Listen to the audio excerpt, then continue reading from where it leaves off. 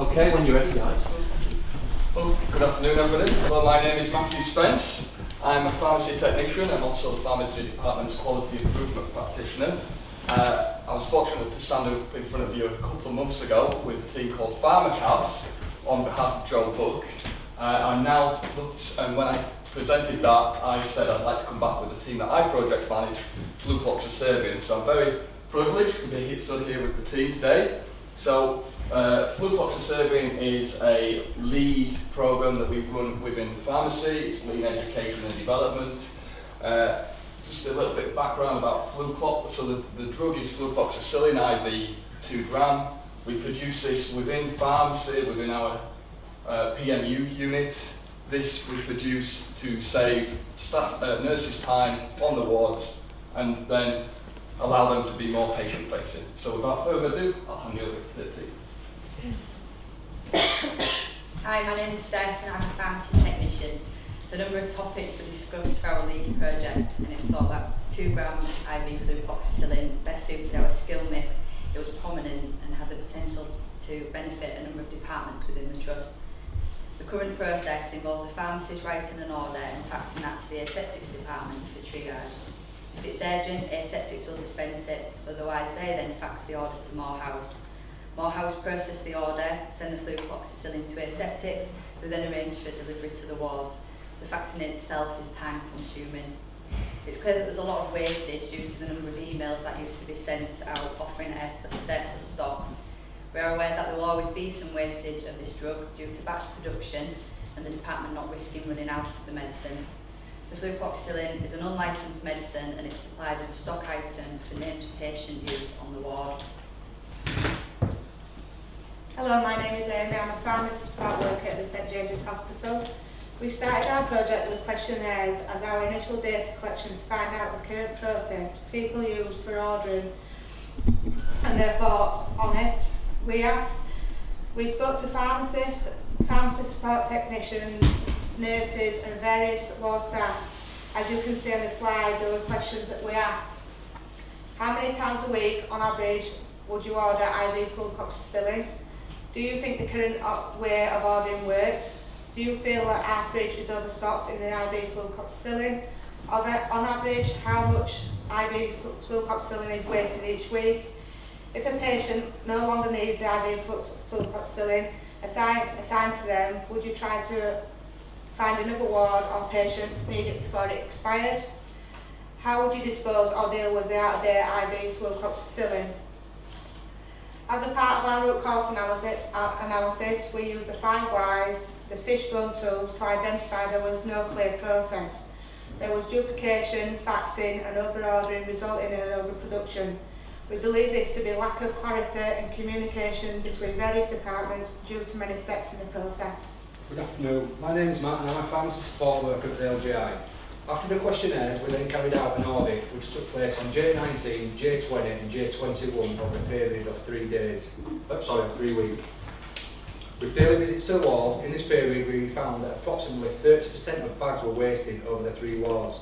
The audit showed that the 3 wards, 362 IV flucloxacillin bags were supplied over this period. 57 of these bags definitely expired. 51 bags could not be accounted for, and we presume they were expired, resulting in 108 bags expired or unaccounted for. If we extrapolate this over the trust for the 3-week period, a total of 1,934 bags supplied. If a third of these expired, that means that 580 bags. Extrapolate this over the 12 months and over 26,000 bags of IV flucloxacillin were supplied based on a third going to waste. This is nearly 8,000 bags. Morehouse is a pharmacy warehouse unit situated in Hunsley and it's home to the PMU unit, pharmacy manufacturing unit. This is where flucloxacillin and other products are made. It also is the home of the medicine procurement and where the wards are topped up from. In late 2016, the PMU underwent a refurbishment, shutting down their unit for a number of months. Due to this shutdown, we have based our figures on the first half of the year for a true reflection. The pharmacy price for a bag is £5.13. This is based on the average price and the usage of PMU produced bags, and also a BAF issue, which is a supplier we use to help maintain demand. The Morehouse actual price is £7.86, which includes Morehouse calculated overheads. Based on these 6 month figures, we supplied over £64,000 worth of IV flucloxasavin. This is nearly £130,000 of supplied IV Fluclox over 12 months.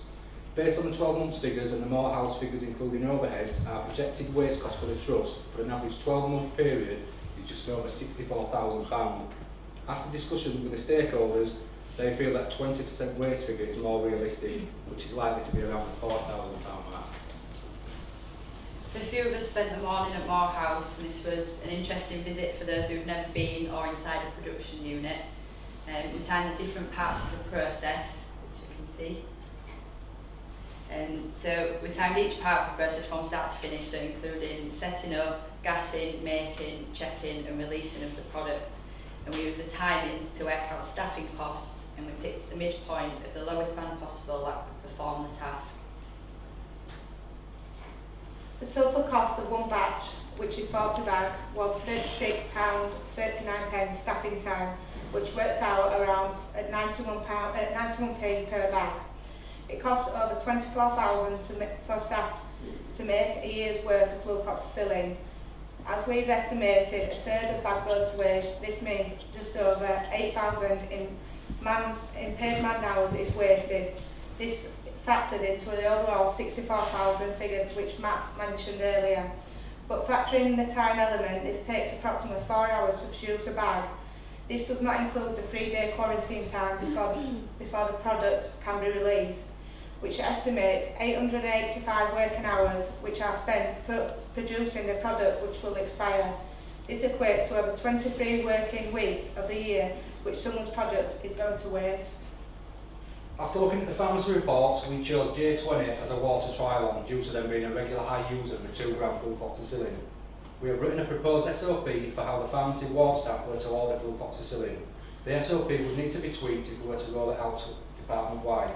We discussed our ideas with proposed SOP with the appropriate stakeholders and begun our trial on stockholding supply from the dispensary at St James's. Unfortunately, due to the circumstances beyond our control, there were no patients on J20 who averaged 4 bags per day, which equates to one patient normally having Fluclox 2 gram IV on the wall at any one time. This shows the variation in the demand for this drug, which we feel our proposal will help address. Moving forward, we aim for a new trial to begin at the LGI following the process outlined on the slide.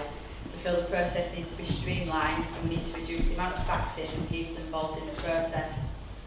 So hopefully an electronic non-stock order can be raised, which will be sent to the dispensary, and a designated person will dispense that. It would then be checked and then sent up to the ward, and there's a designated person to order replacement supply from Morehouse.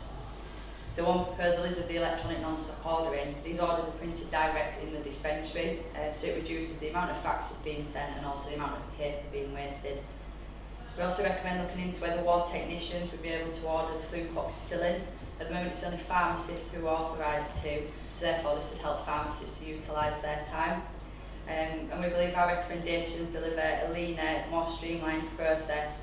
We'd have better and more accurate compliance with unlicensed medicines, better stock control and overall less wastage of cost, time and medicine.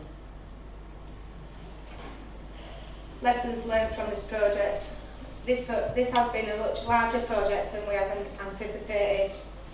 We overcame the resistance to change by discussing and clarifying our recommendations with the appropriate stakeholders and involving the correct stakeholders at the right time. Thank you for listening.